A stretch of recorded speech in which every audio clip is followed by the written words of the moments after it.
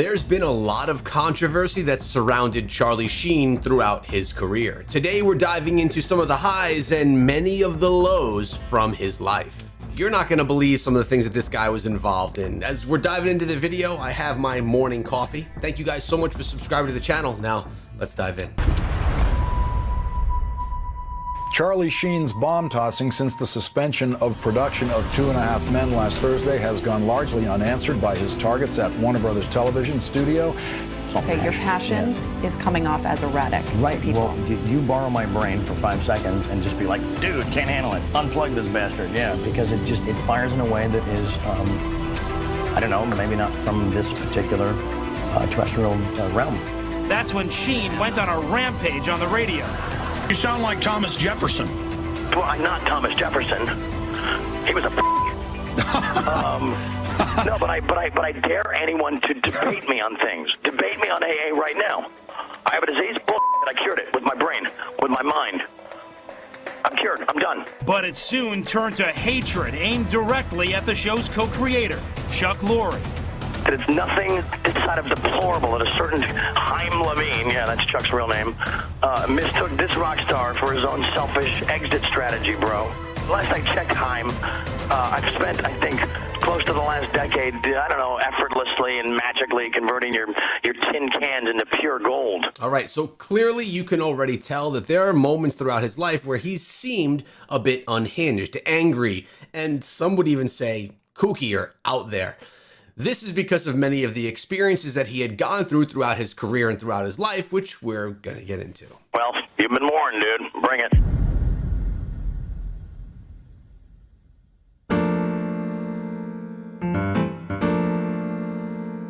Two and a Half Men began airing on September 22nd, 2003 on CBS. Yep. The show was created by Chuck Lorre and Lee Aronson. Chuck had previously co-created the show Dharma and Greg, which aired on ABC from September 1997 until April 2002. He also created 2 other shows before then, Grace Under Fire and Sybil. Two and a Half Men stars Charlie Sheen, John Cryer, Angus T. Jones, Conchata Ferrell, and Holland Taylor. The show is about a successful jingle writer, Charlie Harper, his cheap suckling brother Alan, and Alan's son Jake living all under Charlie's Malibu beach house after Alan's ex-wife Judith divorces him. After that, Alan and Jake seek refuge at Charlie's house, and Charlie allows them to stay. Throughout the series, Charlie finds himself attracted or in relationships with many different women, as we go through Charlie's hectic life of alcohol and sex. On the opposite side of the spectrum, we have Charlie's brother Alan. Alan on the outside is an anti-Charlie, a struggling chiropractor who appears to be barely making ends meet. Of course, once Judith finally divorces Alan, he is slapped with a $3,875 a month child support payment. As the series goes on, Alan is slowly revealed and branded as a cheap, freeloading, uptight asshole. Then again, who can blame him? I literally believe he is one of the most unluckiest people to ever exist in a sitcom, and a lot of the time, it's either his fault or just Alan being Alan. Alan's son Jake at first was just an obnoxious 10-year-old, then slowly over time as he aged, it appears the writers have slowly dumbed him down.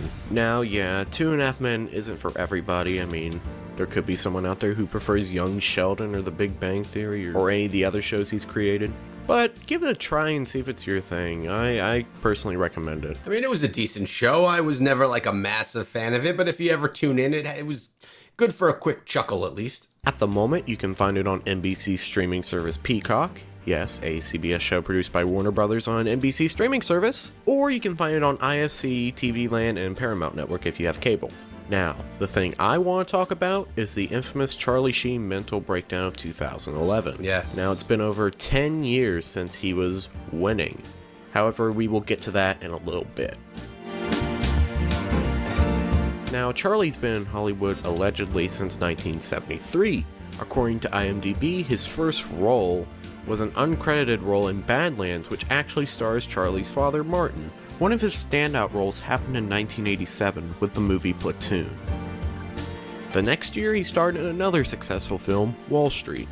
Then in 1991 would be the first time he would meet up with his future Two and a Half Men co-star Jon Cryer. His TV career didn't really begin until 2000, when a controversial decision would replace Michael J. Fox's character on the sitcom Spin City, after Michael J. Fox announced that he would be leaving to focus on his family, himself, and finding a cure for Parkinson's disease, which he's had since 1991. Now, of course, Charlie's had guest roles on other television shows or TV movies, but this is technically his first sitcom role as a leading actor. I think he did a good job in this role as well. Like, he's definitely had a lot of roles throughout Hollywood, and although he's been through a lot of controversy in life, he's done a pretty good job in his roles. A year after Spin City had ended, Charlie, of course, played a leading actor role on Two and a Half Men.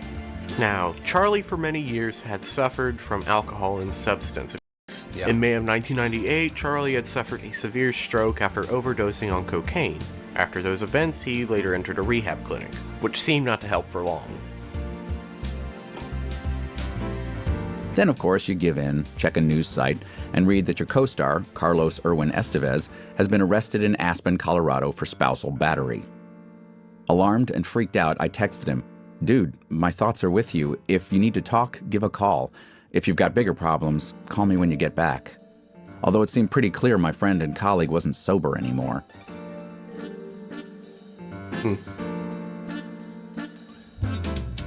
Here's the fall. In January 2011, production of Two and a Half Men was halted and put on hiatus, while Charlie underwent a substance rehab program from his home. This apparently being his third attempt at any rehab program within 12 months. Since, according to Reuters, said that, quote, Sheen was hospitalized following a 36-hour cocaine-fueled party.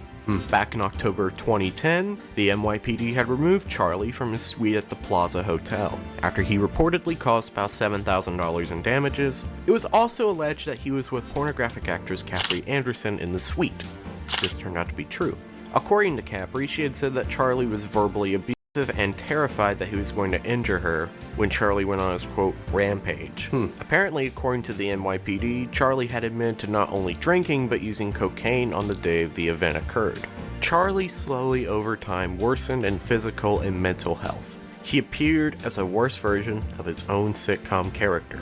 About a month after production had been shut down, CBS had canceled and took a loss on 4 episodes of Two and a Half Men Season 8. Why would they do that?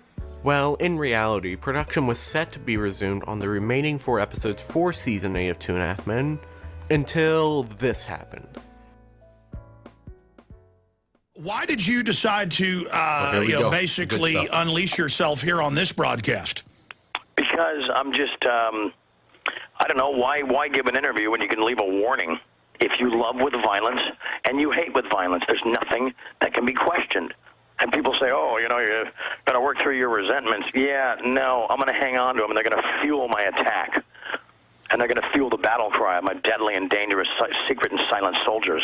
You sound like Thomas Jefferson. Well, I'm not Thomas Jefferson. He was a pussy. Well, you know, you don't look like you're having a lot of fun. I'm going to hang out with these two smoking hotties and fly privately around the world. You know, it might be lonely up here, but I sure like the view, Alex. And if you're a part of my family, I will love you violently. If you infiltrate and try to hurt my family, I will murder you violently. Wow. Crazy words. Charlie Sheen had gone on the Alex Jones Show and went off the goddamn rails.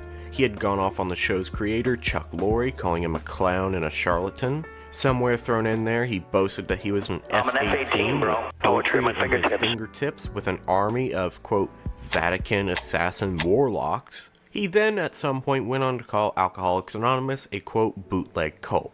Apparently, around a year before, Charlie had complained to co-star Jon Cryer about Chuck Lorre, saying that he didn't like on how he ran on set. He apparently didn't mind Chuck leading in the writer's room, but didn't want to deal with him on set, saying that he wanted Don Rio, best known for creating Blossom, to run the set instead. John said in his memoir that, I knew that Two and a Half Men without Chuck Lorre would suffer. And to me, rightfully so. He was suspended on February 28, 2011, with Warner Brothers stating that he was, quote, dangerously self-destructive and made, quote, comments poisoning key working relationships. Yeah, I think he was putting himself in a position where he was dangerous to the brand, he was dangerous to the network, and he was dangerous to the show because he was so, as they're saying, unhinged They just never knew what was going to be coming next. And if something happened too publicly, it could just ruin or taint the brand. And quote, "and appears to be very ill." Apparently what had also happened was that Charlie had only did his home rehab program for about a week, and to him, he was ready to return to work. However, Chuck Lorre, a recovering alcoholic, knew that a week at at-home rehab wasn't enough and wouldn't sign off on ramping up production. However, after many interviews with many different news organizations, and with his condition worsening, CBS and Warner Brothers were tired of it. And on March 7, 2011, they fired Charlie Sheen. Wow. And later, Warner Brothers had banned him from entering the studio. He had continued to do interviews with many different media outlets. He made statements saying such things as he was a warlock with tiger blood, and of course, had Adonis DNA. Oh yeah, and then he eventually joined an online streaming website called Ustream. Apparently they offered him something. No, I'll pause it. I don't give a fuck. I don't give a fuck. Hold on. Let me see if this thing even has speaker, because it's a freaking, built by trolls. Keep that in mind. Phones were built by trolls. And eventually joined Twitter to ramble on whatever the hell or post his stream links. His Ustream web series, Sheen's Corner. Hello? Foiled by a piece of plastic covered in light buttons. Yeah, I'm right here. Fuck, I hung up on him. Yeah. Well, looks like the show's been canceled again. His web series on Ustream was certainly unique, to say the least. He most of the time either appeared with his assistant, Rick Calamaro, or one of his goddess girlfriends, Natalie Kenley. Watching these streams for me, it's pretty hard. Seeing someone completely have a mental episode and just appearing to be insane, streamed out to the fucking internet, it's just fucking crazy to me. It wouldn't be for long for corporations to take its advantage, including the previously mentioned Ustream. The very next day after he was fired, Live Nation Entertainment had offered him a merchandising deal and a licensing contract, and additionally would do some live concerts. All right, so basically he gets banned from television. So these other opportunities, smaller streaming networks and things of that nature, try to capitalize on his brand, even though it's a loose cannon type brand, just because people may want to watch and it may bring ratings or viewers to their platforms. The merchandise created would include mugs, t-shirts, and even badges with one of the most fascinating words in the English language. Winning. Winning. Wow, winning. Duh. Winning. No, winning? Anyone? I'm by winning. I win here and I win there. Now what? Winning. And of course, by this time, Charlie looked like he had aged 25 years. The hardcore drugs and alcohol certainly didn't help. For example, here's a comparison.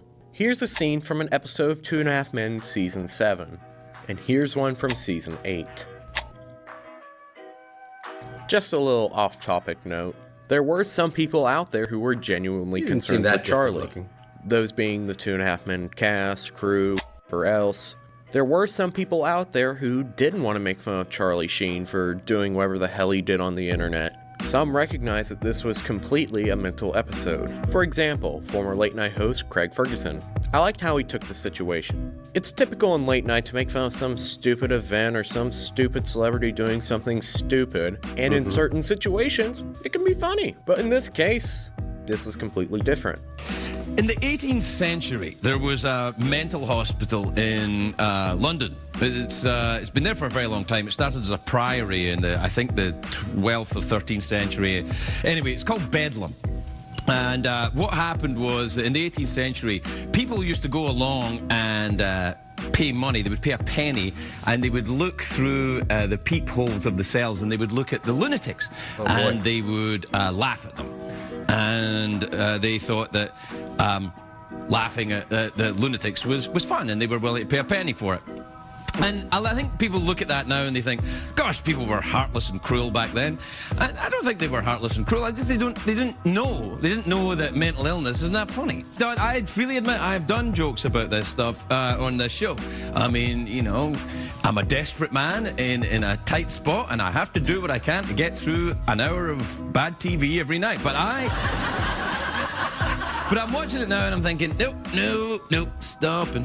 It's starting to make, I'm feeling a little bit like I'm paying my penny and looking through the hole, and I'm not comfortable with it anymore. I'm not comfortable with it. So, and by the way, this should be a message to anybody. You know, when a late night host goes, actually, you know what? Ooh, that's not, then you know that maybe it's time to do something about it or get some help or something. He's basically saying that us all tuning in to Charlie Sheen's downfall was like paying the penny and looking at the crazy people through the hole. Anyway, it's not my business. What I'm saying is this, I'm not going to do it tonight. And this is honestly incredible. He was one of the highest paid TV actors. Not only then, but still one of the highest paid ever. By 2011, he was making about $1.8 million an episode to just come down like this. Per episode. His next effort was to, quote, go to war with CBS and Warner Brothers. Again, he went on to do more interviews saying that CBS owes him an apology while licking his feet. Seriously, that's a quote. He eventually filed a wrongful termination lawsuit against Chuck Lorre and Warner Brothers, and eventually this lawsuit was settled on September 26, 2011.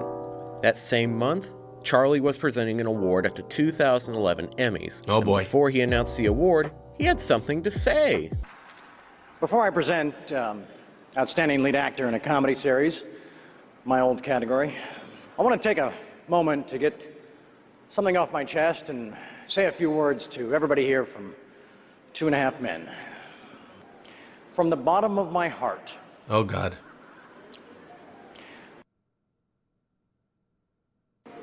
I wish you nothing but the best for this upcoming season. Now on to the Emmy. Okay, good for you. That same month, he was set to be roasted on Comedy Central. Oh, this is going to be rough. And by the way, I believe he was being a bit sarcastic with that. On the Comedy Central roast, some of the roasters being Seth MacFarlane, John Lovitz, William Shatner, Amy Schumer, and Mike Tyson. Ironically, the roast aired on the same night as the premiere of Season 9 of 2.5 Men. Actually, there's a lot of Sheen on TV this evening when the show airs. Tonight on 2.5 Men, they're actually having Charlie's pretend funeral, believe it or not. There's no need to switch over, though. Just wait a few months, you can probably see the real thing. Really? They had a funeral for him on the show? The roast itself would bring in roughly about 6.4 million viewers, which, to this day, has been the highest rated roast for Comedy Central. Oh, wow. The next year in 2012, he started a show for FX called Anger Management, based off the 2003 film of the same name with Adam Sandler and Jack Nicholson. I have not personally seen the show, so I cannot give my opinion on what I think about it. However, another YouTuber named V Infuso has so far done 2 videos on anger management. One being Charlie Sheen's comeback, and the other one being titled Anger Management Was Just the Charlie Sheen Show. Both are pretty interesting videos. I recommend giving them a watch. You can even watch his video on the day that 2.5 Men died. I recommend you give them a watch. In 2015, he was asked to be brought back in the finale of 2.5 Men. There had been so many rumors that you were going to be a part of the final season, you were going to make appearances. Tell us what's going to happen. Not the final season, I was wanting to be a part of the final episode. So I'm just waiting for them. I've heard not the best news, but whatever. Things in this business change overnight, you know? So you're being optimistic. Yeah, of course, yeah. If you want me, I'm there. If they don't, I get it. No hard feelings. It's not the end of the world. It's, you know, what I left behind there, I'm very proud of, and what they did after I left that's on them. And whatever happens, happens. But he later rejected because of the whole idea. What was that idea? Well, Chuck would answer that in his vanity card for the final episode, saying this.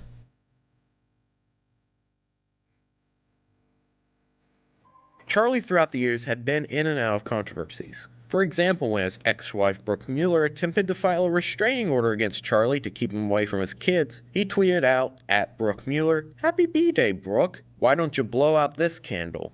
What does he mean by that? Well, this. Quite amusing, isn't it? Of course, the 2009 incident where he was arrested in Aspen, Colorado for spousal battery. Then he was sued in October of 2014 for assault and battery by a Los Angeles dental technician who said Sheen punched her in the chest during an office visit. Basically, just a bunch of crazy, insane shit. Most of this happened prior to 2016. However, in November of 2015, he had a live sit-down interview with Matt Lauer on Today and revealed that he was HIV positive. Yes. He had apparently been diagnosed 4 years prior. so sometime in 2011.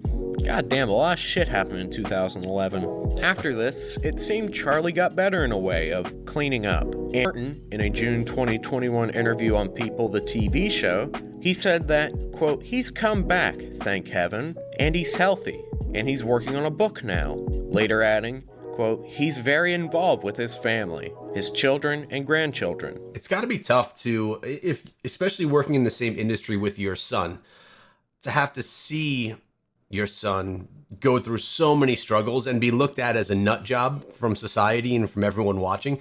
It's just got to be a difficult thing. So happy to see that at least at some point he felt that Charlie was getting himself back on the rails. Charlie has apparently been sober since 2017, and in 2019, he gave up smoking. In an interview with Yahoo Entertainment, he talked about the 10-year anniversary of these events occurring in his life. It's very easy, as we all get older, you, me, Charlie Sheen, to look back on things that we did in the past and to just wish that we handled things differently. This is clearly what's going on right now with him, especially as he's getting a bit older. Now, at the end of the day, Charlie has made mistakes. A lot of fucking mistakes. Terrible and horrible ones at times. Now, on to what happened to Two and a Half Men after Charlie left. Well, the final 4 to allegedly 8 episodes of Season 8 were thrown out and CBS took a loss on it. With Season 8 ending the way it did, it truly makes me wonder how the storyline would have been only if Charlie hadn't done what he did. In an interview with Chuck Lorre, he discussed about the replacement of Charlie Sheen. He talked about how he didn't know what to do next, saying that he thought the show was done for. He said that he had issues on finding someone who could play someone as flamboyant with elegance and charm like Charlie. In John's memoir, he mentions the same thing. Then, Chuck said he received a call by then CBS president Les Moonves, who mentioned to him about meeting Ashton Kutcher. Chuck had said that he was too young for the part. However, he was convinced to go meet with Ashton. At first, he didn't know what personality or character to give him. He had thought of an idea to make him some type of actor with an entourage, but then he retracted his pitch. He later came up with an idea based off Ashton himself. Seeing him involved in social media and internet companies, Chuck thought to make him more like a Mark Zuckerberg and less of an entourage. The next question was, how do we make this character appealing? Chuck said this. And for better or worse, my thought was, let's make him heartbroken, because, you know, sometimes that's the part of your life you have so little control over. So, if you ask about any Two and a Half Men fan what they thought about the, quote, Ashton years, you would most likely get an overwhelming majority saying, it's really bad. Oh, wow. A lot of people liked the change. It was an entirely new character meant to replace someone completely different. Ashton, no doubt, is a great actor, but in Two and a Half Men, his character is no Charlie Harper replacement. He's just too damn nice, and I get the idea of making him heartbroken, and that's really all he has going for him. He's just a Mark Zuckerberg-esque guy. In my opinion, I can watch him if I can completely discredit seasons 1 through 8 ever happening. The show after season 8 did and tried many things, whether it be Charlie's long-lost daughter, who's lesbian, and who's basically a Charlie Harper 2.0. This idea wasn't that bad at all, and really a funny idea to add. Or we have where Alan and Walden marry to adopt Lewis. Okay.